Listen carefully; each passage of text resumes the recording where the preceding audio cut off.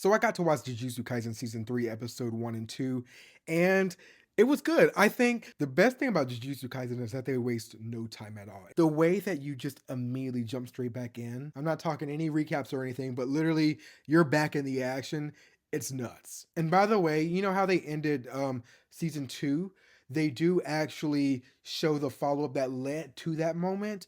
I still don't like how they did that with season two's finale. I think it would have been a more powerful ending if they ended season two at chapter 137. And I guess technically in a way they did, but what they ended up doing is for the final scene of the series, well, of season two, they showed Yuji doing the overhead clap and two curses, jumping out of the water over the bridge he's on. And that doesn't happen until later on in chapter 138. I really should be doing this by memory, but I'm going to pull out the manga in a second, and I'm sure y'all going to correct me in the comments if I'm talking about the wrong chapter. I do think it would have been a more powerful ending for season two if they ended it where you have the actual new guidelines going down, and then with the final rule, you'll have the actual intro point with Yuta, and him basically saying, fine, I'll kill Yuji Itadori myself. Again, I think I'm paraphrasing. It's been a while since I read it, but that would have been such a more powerful, way to end your season because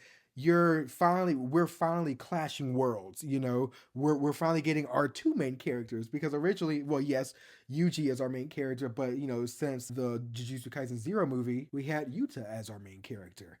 And worlds are finally colliding, and I thought that would have been such a good ending, especially since that final episode was the return of Yuta officially. But anyways, back to season three.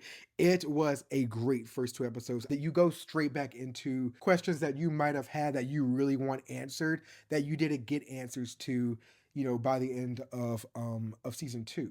I'm not going to say what I am referring to, but there were some major things that happened that most people would be satisfied with getting the answer to early, except for one person, but that's just something that happened in the manga as well. So, oh well. But don't look too deeply into it because you're gonna spoil yourself if you if you do. But I cannot wait until it comes out on January 8th. I think it's gonna be worth the wait. And to my understanding, this is meant to be two consecutive cours. So we're going to most likely get a potentially 20 plus episode third season. So it is crazy what they're doing with this series, man. They are going fast and we're getting a lot of content.